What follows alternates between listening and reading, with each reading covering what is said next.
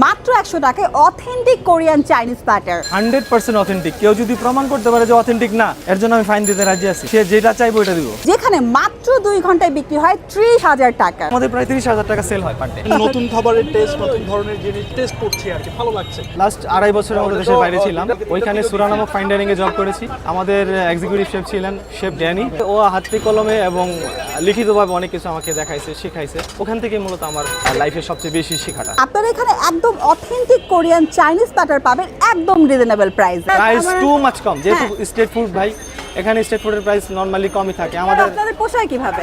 Street ফুডে আমাদের just অল্প কিছু প্রফিট হলে হয়। আমি যেসব জিনিস ইউজ করি খাবার রান্না করতে, এর মধ্যে মেজরিটি পার্সেন্টই দেশের বাইরের ইম্পোর্ট করা আইটেম। কিকুমেন, সয়া সস, এটা চায়না, এটা হচ্ছে আপনার থাইল্যান্ডের। ফিশ সস ইউজ করি কিমচির জন্য।